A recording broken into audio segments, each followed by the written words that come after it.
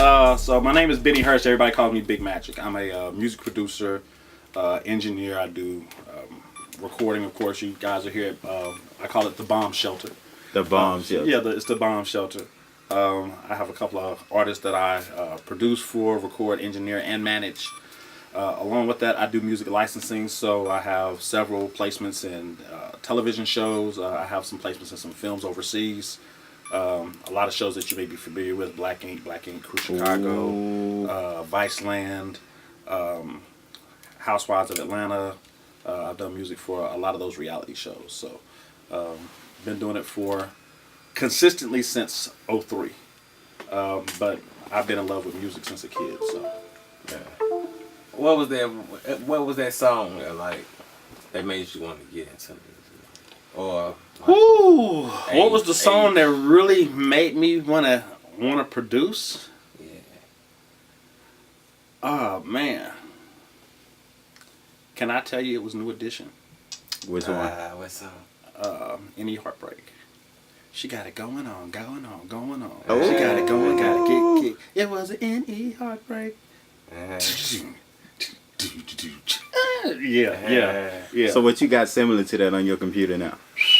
Man, I really don't have anything similar to that right now because the sound has changed. Although it's kind of going back there. If you listen to stuff like Bruno Mars, for instance, has that same type of upbeat funk, hip hop, R&B type feel. You know what I mean? So if you listen to it sonically, a lot of the stuff sounds like that now that he's doing. The street music's a little bit different. So a lot of my stuff that I do a lot of trap soul. I love Bryson Tiller. I love his sound. Bibi Borelli. A lot of people don't give her a lot of credit, but she's an incredible artist and writer. A lot of people don't know that she's written for like some of the biggest acts in the music business. Let's see. I like Rihanna. You like Rihanna? Yeah, I like Rihanna. She's dope. You don't know what she's gonna do next. Exactly. Yeah, you know, she's very all over the versatile. But I'm a Dr. Dre hip hop fanatic. Dr. Dre. Yeah, so back in the day, people used to say I was like the Dr. Dre of Birmingham at one time, and I appreciate that. You know what I'm saying? But he was a person that I emulated because I grew up on the West Coast for the bulk of my life, through a lot of the growing up years. So I lived in L.A. I lived in the Bay Area, Richmond, Oakland. Grew up in Albuquerque, New Mexico for a while. So I've kind of been a nomad when it comes to traveling and getting different stuff in music. All right. So what was your first piece of equipment like? Software. Software, or do you want me to go back to really, really first piece of equipment? First thing you bought. First thing you bought. Man. First thing I bought, I had a Tascam 4-track cassette recorder.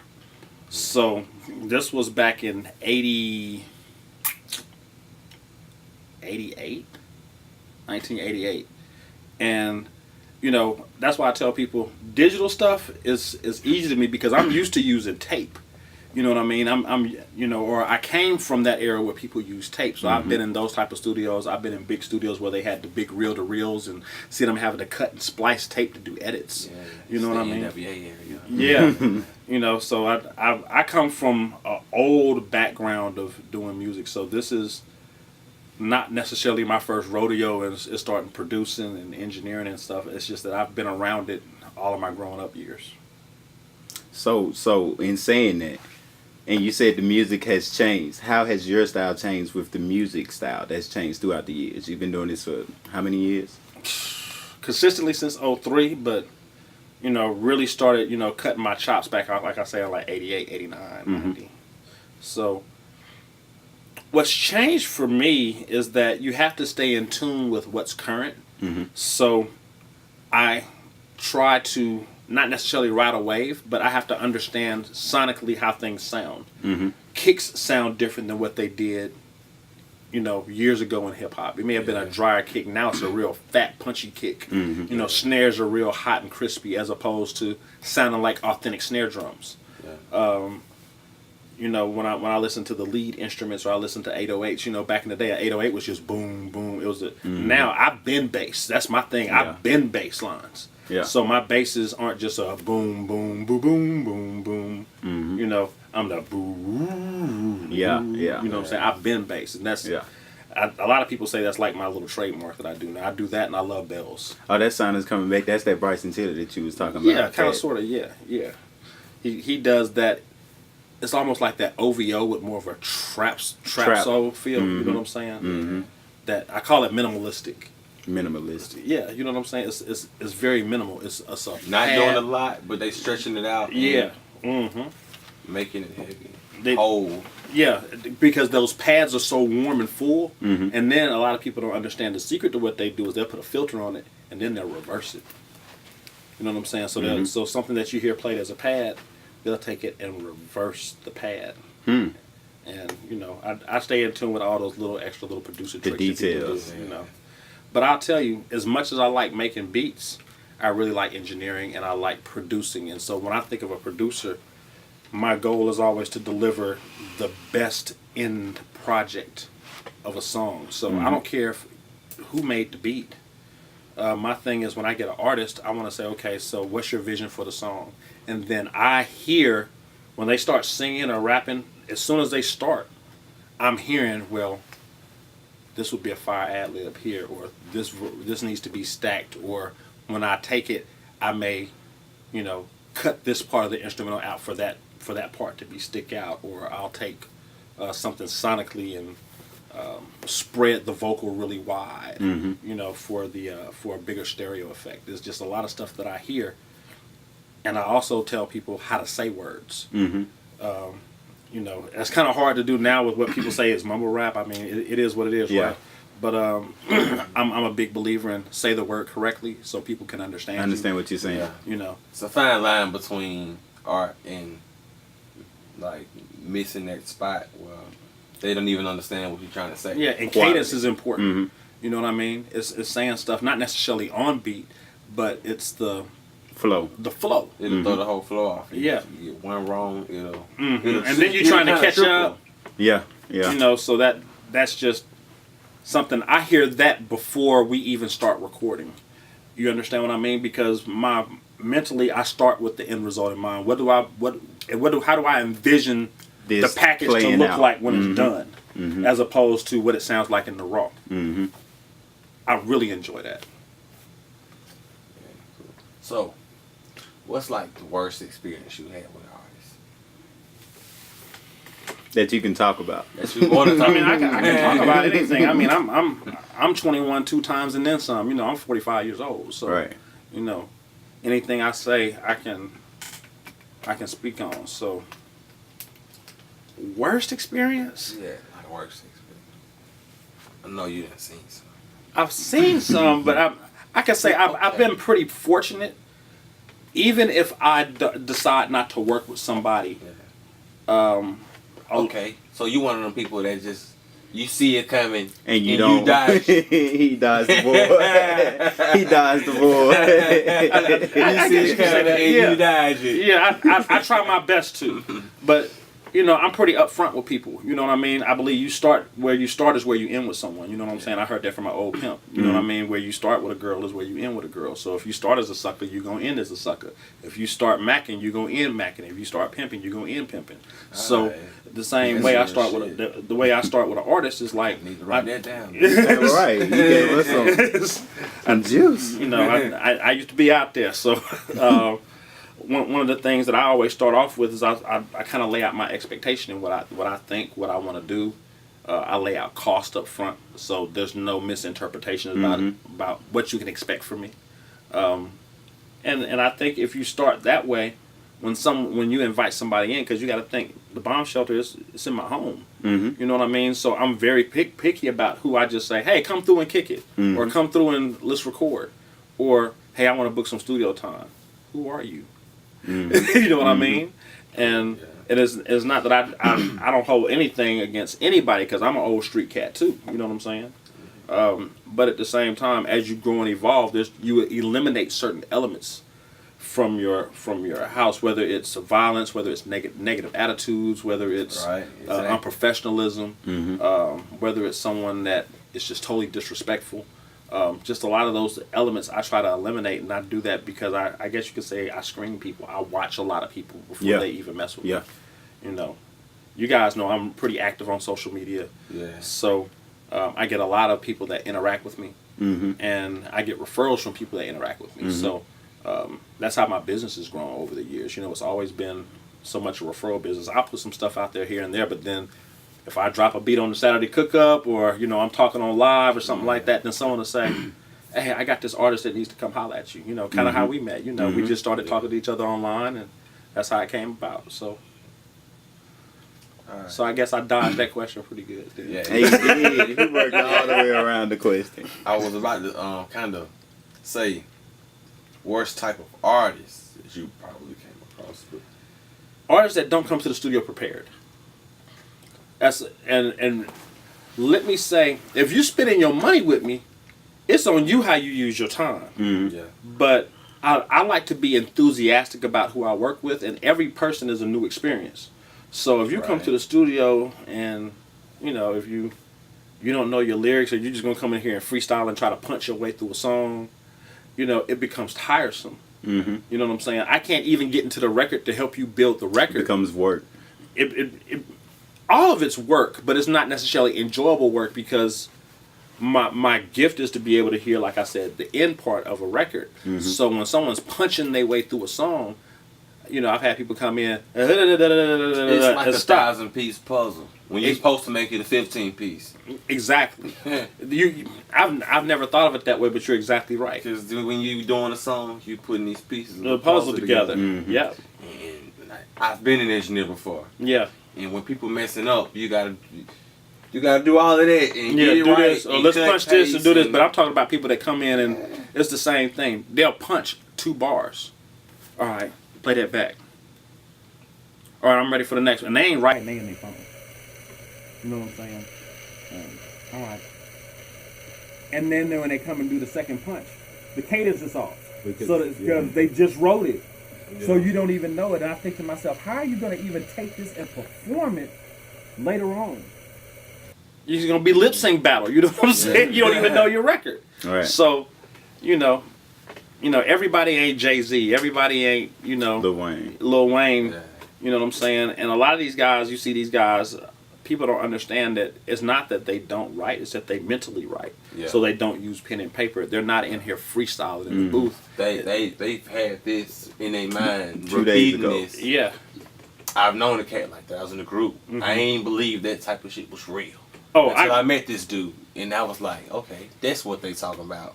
Cause he sit there. One of my homeboys, I think he's one of the greatest rappers I've ever heard. His name is Atlantis. He's from here in the city, and I knew him down the road. You know what I'm saying? And great writer then.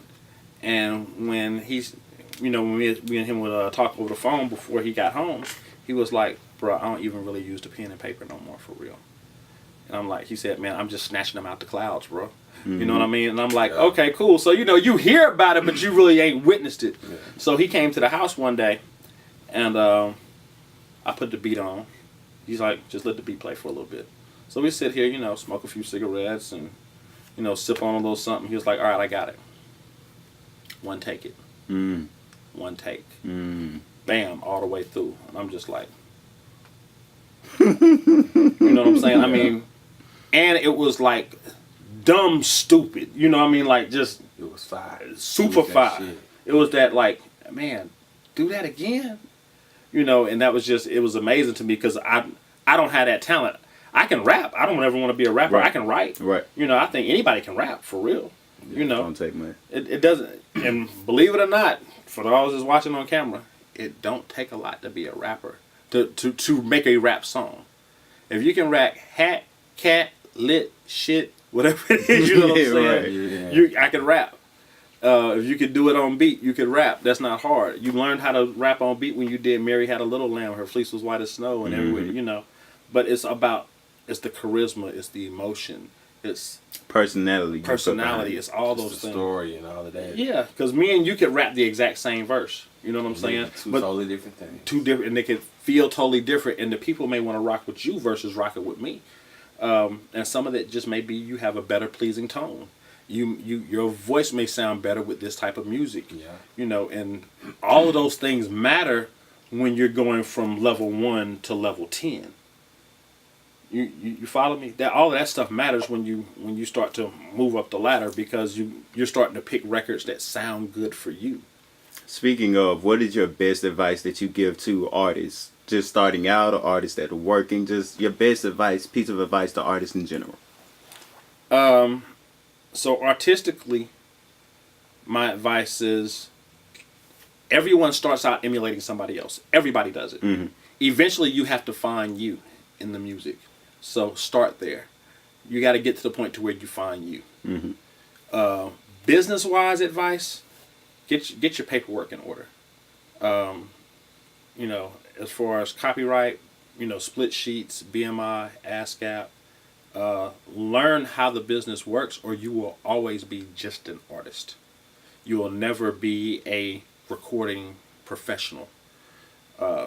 There's a difference between an amateur and a pro. Professionals get paid for what they do. Artists are just artists. There's plenty of people that paint for free. Yeah. You know what I'm saying? People that understand really how paintings move people and create all this stuff. That in itself determines the level of professionalism that people get to. I'm a professional music producer. I get paid for what I do because I studied not just making beats, but how they work and how to get them placed in certain aspects of music and in the business. All right. Top producers, your favorite. I'm gonna give you 10. 10. 10, okay. Yeah, it's a lot of them. So. Yeah, so like I said, I'm a Dr. Dre fan. I don't think there's anybody sonically that messes with that dude. People can say he's dropped a weak. People may say, well, this beat wasn't so hot or this or that, but he's always been able to effect change in the music business through his sound. A producer that a lot of people don't give credit for is Jermaine Dupri. Yeah. I'm a big JD fan. Yeah, I like JD. I think he's a person that people don't really give, like I said, people don't give him a lot of credit. So I start out with him, Dr. Dre, JD. I'm a big Timbo fan. What's them dudes that produce for Rick Ross? Justice League. Man, them dudes so cold, man. They are, man. They are, man. Yeah. Or Cool and Dre. Justice League. Justice League, yeah. Cool and Dre, they dope, but I ain't heard from him in a little while. So it's man. And it was like Justice League, man. It's just like when you hear that Justice League. I know the beat finna to be on fire. It's we finna make a movie off this one. You know what I'm saying? The video shot for you when you hit a song. Yeah. Shot for you. So the Maybach music. Was like, Maybach music. Maybach. When you hear that, yeah. Them keys. So Jay Dilla. All right. Primo. All right. I think that's 6. So T-Mix. T-Mix. What's T-Mix? 8 Ball MJG. Ooh, which songs? Man. Pimp Hard. Was that one of them? Man, they had so many hits. Space Age Pimp. That Space Age Pimp was. There was one of them? That's one of them. Ooh. But let's not lay it down. Lay it down. Oh. Man, that would turn a club out. Yeah. Right. You know what I'm saying? You play that right now. You know what I'm saying? In the club, and everybody they was regulating it down, lay it. You know, they used to regulate to that. You know. Let's see. I like Zay. I like Zay Tobin. Yeah. I think he's been innovative in formulating a sound that has impacted the culture. And it's just like it created a whole little genre of music. Yeah, producers. You know. Yeah. Mm-hmm. That was 40 that produces for Drake. Yeah. Yeah. That man. Yeah, he's made his own. That dude is stupid. Made his own waves too. And let's say 96 through 2003 Manny Fresh. Yeah. I don't know if that's enough, but Manny is like one of... Let me tell you why Manny is so important. Manny is one of my favorites. Yeah. Manny man, that dude was so. He was producing whole albums. Back in the day, you didn't have producers that was doing like whole albums, and you got to think, a solo producer producing a whole album for as many artists as Cash Money had. You got to think Wayne, BG, Juvie, Big Timers. You had what was the other girl that was up over there for a minute at Cash Money? He did some stuff I think with Tia Marie also. Tia Marie, I No, remember. Mia X is No Limit. Okay, yeah, my bad. Now, but man, them dudes was putting out records, and this was one producer. Beats by the Pound was Raw, but it was 4 of them, right? Yeah. So Manny was a dude by himself that was just beasting, man. Yeah. And he would do it. I did my homework on Fresh. Yeah. Because, you know, I wanted to know how that shit was going down. Yeah. They would do it live from second number 1 all the way down. Yeah. To the last second of the song. Yeah. Playing it live. And Juvie rapping. Wow. Yeah. Man. Yeah. All using like 8 sounds. Yeah. And he was a big MPC producer. Yeah. And one of my equipments, when I really started to say I'm producing, you was talking about equipment, so I had the Tascam recorder, which was like one of the things, but we was using turntables to implement samples in a mic. But then I bought an SP1200 back in the day, the 80s, and then when I got my MPC, couldn't tell me nothing. Alright. You get the juice. Alright. So, we'll go back into some kind of deep or serious Okay. for the producers. Okay. How did you go about getting songs placed with television shows and other formats of besides music, just artists? Okay. So I tell everybody, you guys know I threw a music licensing clinic a couple of weeks ago. So for me, the process was I bought a book, and I learned about how to pitch your music to music publishers, publishing companies, and they're all over online, bro. I mean, it was like I got to a point to where I really didn't want to mess with artists. I'll be honest with you. I was just like, man, I'm tired of artists. I don't want to manage nobody. I don't want to do anything. And I was going to sell my whole studio. And my wife said, don't sell your stuff. You know, if things are going to work out for you. Just don't lose your patience. So I'm watching reality TV shows, and I'm hearing in a reality TV show, there's at least 50 to 100 tracks that may be 15 seconds, 30 seconds, a minute long. And I'm like, they got to be getting this music from somewhere. So started doing my research. I bought a book, and then I bought a directory of companies that you can reach out to. Doesn't mean that you're going to get placed. So I started looking these folks up, and some of these people I would just send an email. Hey, my name is Bennie Hurst. I'm a music producer based in Birmingham, Alabama, and I heard that you were a company to look into about getting music placed for television. Right. Tell me about your submission process. Some people I never heard back from. Some people told me they would listen. Some people said, hey, we have a website. So throughout that exercise, I ended up linking up with a lot of companies, but I only really work with 3 companies right now. And you know, my first song that I sent was a track that I did from now 8 years ago. It was a track that was 8 years old, and that track has been placed 6 times. You know, and it's been placed in 2 television shows. It's been placed in a film, and it's been placed as it's called microsync, to where they run commercials. Like if you watch, if you're on Facebook and you hear music in the background of a video, a sponsored video, I've had it placed in 2 of those. Okay. So it was pretty cool. That's what's up. So so the process is I learned how to do it, and I reached out, and then I understood how to format my music, because constructing a song and constructing a track for TV are a little different. So some of those older tracks that I had the stems, and I had to doctor them a certain way so that they work for television. TV. Exactly. Okay. Could you go into detail just a little bit? Yeah, for sure. About the difference between those tracks. Most of the time, they want to start out very minimal, because you got to remember, it's not about your track; it's about the show, or the commercial, or whatever it is. It's about that. So the tracks can't be overproduced with a whole bunch of stuff. Right. But normally there's a build up. then it slightly builds up, and then you go to the main part, then it's a build up, and then they do something that's called stingers. A stinger is a defined ending to a song. So, you know, when we listen to stuff on the radio or you listen to something on an album, typically there's a fade out. Mm-hmm. They don't accept songs typically with fade out or music with fade outs because you can't determine when the end of the song should be. It's like boom, boom, boom. Yeah, Something. exactly. Yeah. Doom, Yeah. You know, you hear a cymbal crash, a reverse cymbal, or it can have a reverb tail, is what they call it. You know what I'm saying? Yeah. You know, it's a hit. You know, something at the end. One company, I actually have to send them the same track 5 different ways. I have to send it. They call it the full track. They call it a narrative, which is basically stripped without the lead instrument. They asked me to send them what's called a bumper, which is like 15 seconds, which is basically just what would be considered the hook. Mm-hmm.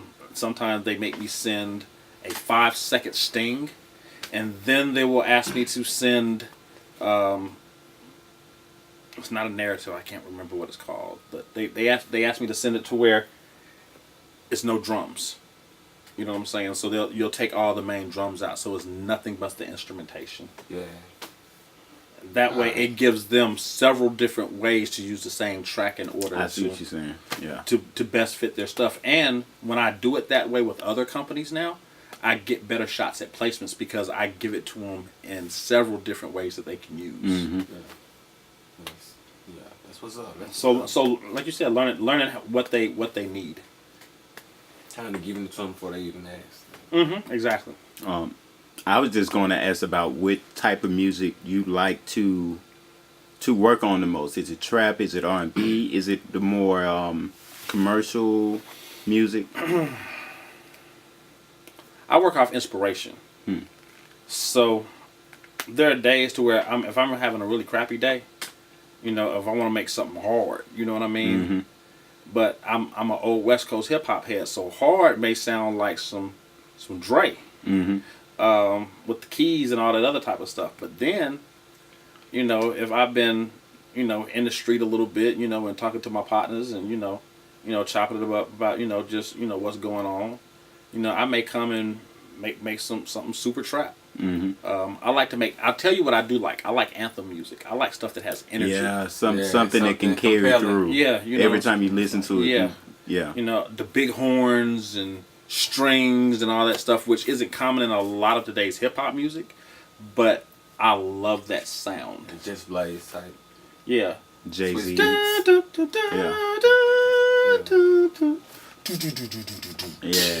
You like volume in your songs. Yeah. Dynamics. You know what I mean? Volume, dynamics. I like big shit. You know what I'm saying? Sometimes the big shit don't catch a lot of artists because they be like, man, I don't know. It's too big. It's too big. Yeah. Right. Or it don't. So you got to remember, as a producer, the artist is also an instrument. Yeah. You know, so sometimes you got to leave room for the artist. And that, you know, you talk about things that I learned being a producer. That was one of the things that I learned as I grew as a producer, that sometimes I could overproduce a track and throw people off. Mm-hmm.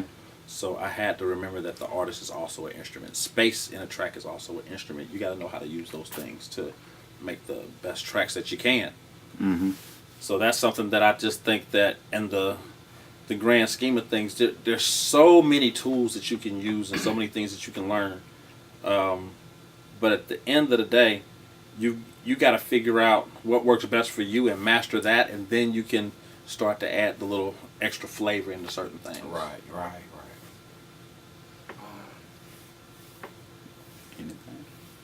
Your favorite food to have while you like around?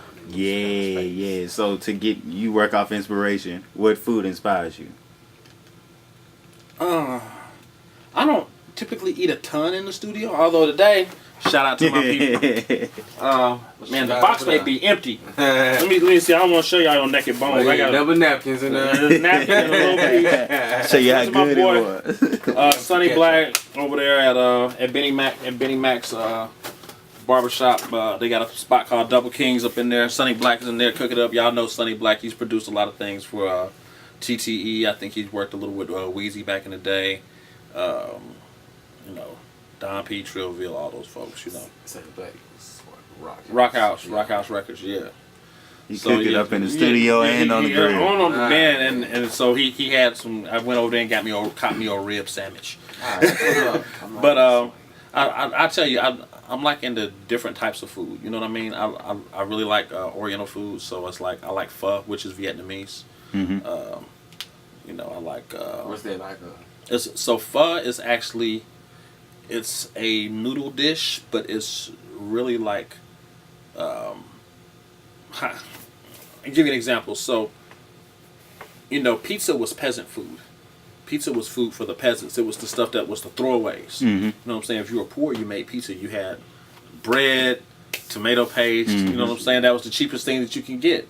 So for the people in Vietnamese, it was the noodles and the bone marrow. So they would cook all the chicken bone up and get a chicken broth. And they would, you know, have the noodles in it. And, man, it's so good. I get mine, though. I get a veggie pho with tofu, vegetables, and I have them add shrimp in it. Hidden. It's got like all the little vegetable sprouts and everything. It's right down here in Avondale. They got one.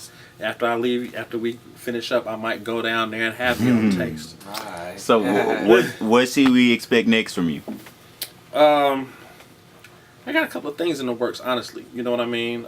Certain things. I've got an artist that's kind of got a situation on the table. We're gonna see how that works out. You know, by the time this comes out, if you see that, you know, the prices have gone up again, you already know, that we didn't hit. The other thing is, so we talked about Kioka. I don't know if you guys. I talked a little bit. Kioka is my R&B artist. Her EP is dropping this coming Friday, March 2nd. She's doing an EP release party at Boss Ultra Lounge in downtown Southside. I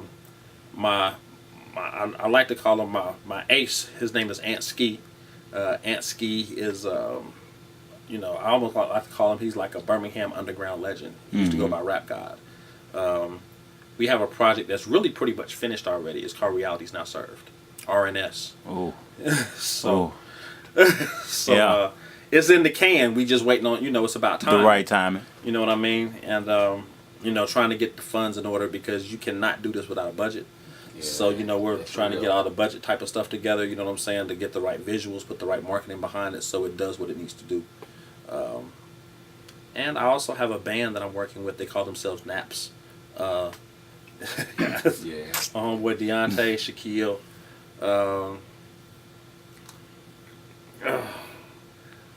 Not All People Slave. It's an acronym. Not All People Slave. I like that. You know what I'm saying? So. Can we get them in for one? Yeah, absolutely. Yeah, they definitely be down. That's another aspect I'm trying to get Sean out here. Absolutely. I got a lot of friends that do musicians. That do music. And they're like a hip hop band, but they're a fusion. You know what I'm saying? I'll play y'all something after we get off camera there. It's on the other computer. Like some Outkast? Kind of, sort of. They're dope. And they're young, too. I mean, they're like 23, 24, and they're out here gigging at a lot of the other pubs and stuff like that. So, I mean, it's tight. So, that's what's next for Benny. This pretty much snaps the group, Frankie Smalls, Kioka. Is there anything else? Ashley Sankey.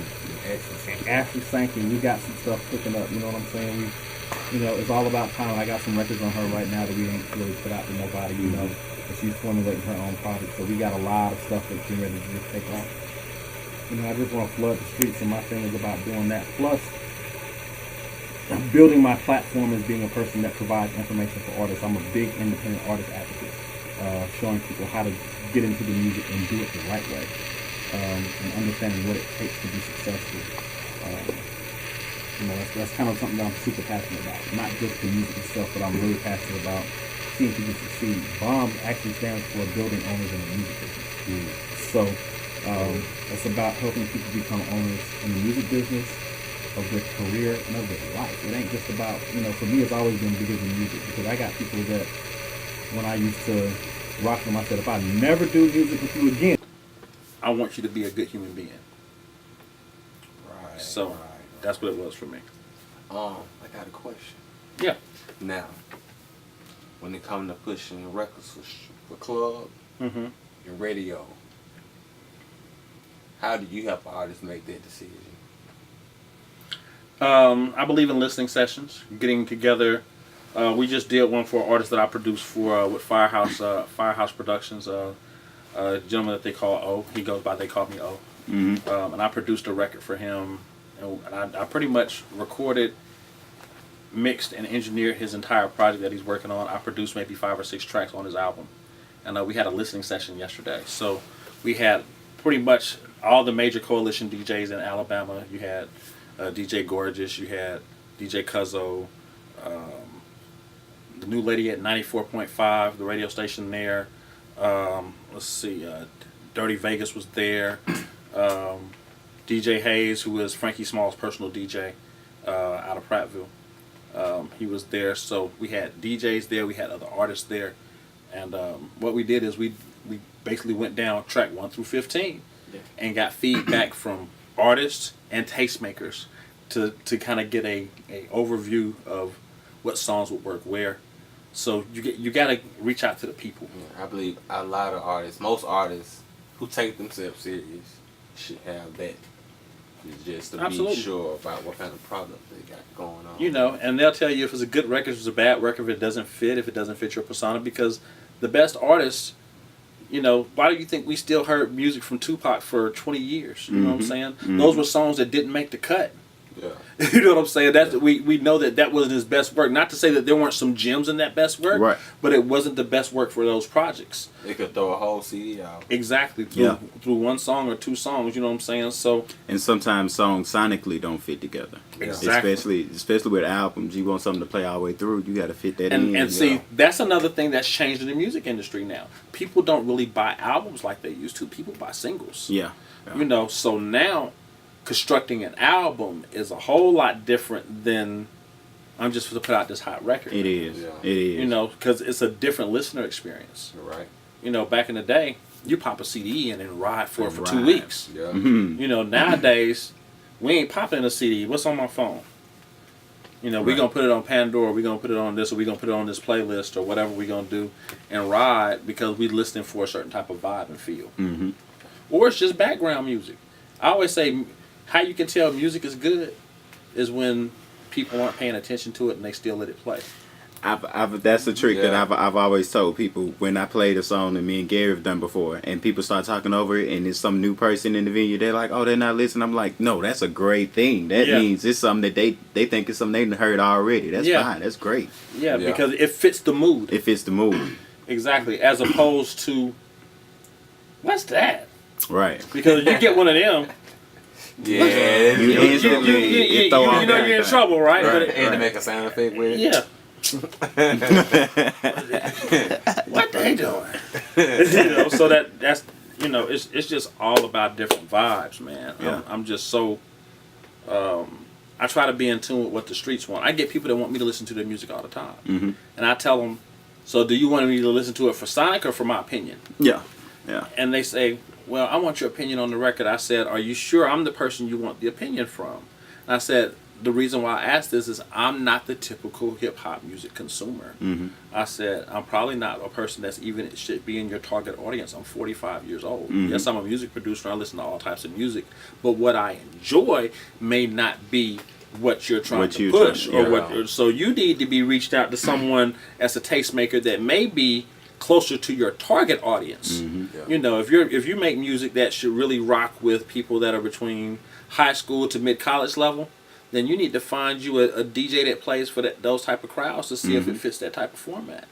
Right. You know, and ask them for feedback. You know, and if you can't get feedback from them, make enough noise to where you can get their attention.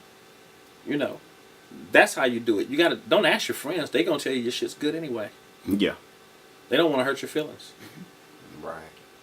You know, find you somebody that it makes sense to. Sonically, I tell you what I think all day. And I tell you the other part too. But what I think about a record don't mean nothing as far as your level of success with that record could be. You're the one that's got to go out there and make it work. You got to push it. You got to put the marketing dollars behind it. You got to go out there and campaign, shake the hands, kiss the babies, and get your record popping. The people decide if records are hit. Radio It's just a tool in making a radio a hit, a song a hit. There's no hit song without radio. Mm-hmm. Yeah. You know what I'm saying? A lot of people don't understand. They say, I made a hit record. I said, no, it's a potential hit. Do you have the means to get it to the masses? Mm-hmm. And if without radio and not knowing how to manipulate the internet, it's not a hit record. A hit is Just when the public acknowledges That is it. that this is a good song. Exactly. Yeah. It's a major song. Mm-hmm. It's a milestone. Yeah, exactly. It's a game changer. It's something that garners the recognition of charting. Yeah. You know what I'm saying? It's a gauge. Exactly. Part of a gauge. You got to gauge it. Yeah. You know, there's standards and everything. Man, that record should have been a hit. Shoulda, coulda, woulda. Coulda. Did you have enough to put together a radio campaign? Did you have enough to, do proper internet marketing? Did you do a proper street campaign? Did you spend some money to press up CDs or download cards or flyers to get it out to the street to see what the reaction would be? If you didn't, then you didn't have a hit record. You didn't even have the potential to have have a good one. song. Yeah. It's just a good song. It's a good song. Yeah, it's just a good song. And there's nothing wrong with that. There's no shame in that. But if you want a hit record, you got to have the other components in place. Yeah. You just gotta know what's real. Acknowledge it when it's a good song Yeah. and what you trying to do. Yeah. Can't be start off fake, start off like you said. If you start off in a bad place, you're gonna end up in a bad place. Yeah. Right. Where you start is where you finish. Well, thank you for having us, sir. Man, I It's appreciate nice it. to meet you all. That drop. Before you do that, all right, you gave a whole bunch of knowledge already that I like. But what's one thing that people don't ask you about that you say when you see it, just be screaming at you like, oh, you want to tell them so bad? What's just one thing that you The just mistake want that you see a lot of artists or Ooh, business that's a people. good question. That's a good Great people, question. that one thing Great that you just question. want people to know that you thought about millions of times, but never had the chance to say it in the opportunity that it was needed. You get what I'm saying?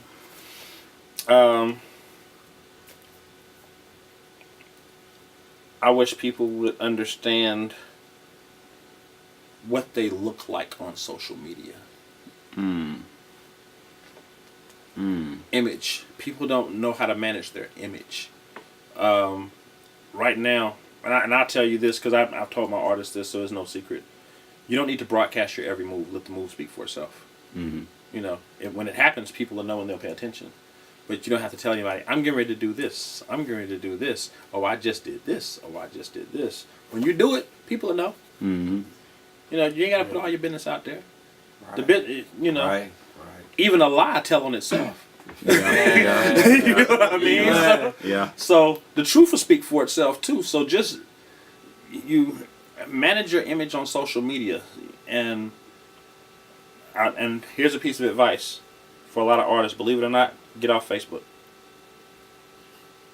Get off Facebook. Spend more time on building your IG and spend time in the street. Get out the studio. Once you've recorded a record, it's cool that you want to be able to record and be creative. You got to get you got to get the music out of the studio. Yeah. It does no good to have 300 songs on your hard drive and only your homeboys have heard it. Mm-hmm. Yeah. You don't win that way. Facts. I be trying to tell people before they get into that little mode. I gotta go to the studio, record a song. Record a song like, bro, you know what? You want to stop that kind of sometime and just go network because it really only take one song. Yeah, it really only takes one song. It just, but you don't know what that you ain't song gonna, is. It's just that you're gonna need a couple shots to get that one song. Get you some bullets in the chamber, but start shooting. Yeah. But it's gonna be expensive. The more songs you record, the more expensive it is to push all them songs you just recorded. Yes. Absolutely. You're right. Trust me, you're right, Lord. knows I When spent the too much numbers money. add up and you want to promote each song and give it the proper attention it deserves, That's too much money. That's It's what a lot. labels. That's You what know what I that's mean? what people go to labels for. Exactly. If you don't have, here's the thing: if you don't have the budget, you either got to build yourself good enough to get an investor, or you need to get yourself good enough to where you can get the attention of a label that wants to invest in you. Because all a record deal is a loan. That's all it is. It's an unregulated loan. It's like going to get a buy here, pay here loan, bro. I mean, it's a cash advance loan to where they're gonna charge you all these exuberant percentages in order to try to make you a star. they're gonna give you some On the video, I resources gotta you put could've this gotten out. by yourself. Message. But, you know, For real. I mean, it is, and I don't knock record deals. Right. because there's a lot of people that have been able to take care of their family and all that off of record deals. So salute to those people that are able to do that. But the 90% of people that get signed never put out a record. I know so many people that got record deals. And I've heard of a lot of. Yeah, there's a lot. 90% of people that get signed the record never comes out. Yeah. That's sad. Those things, you know, you hear a lot of things in the streets when you're dealing with music. So and so just got a deal, and before you know it, like you hear it all the time, and it's like so and so still so and so. So and so. Oh, he's it's never signed. happened. Yeah, you know. It's, Yep. But that's what's up.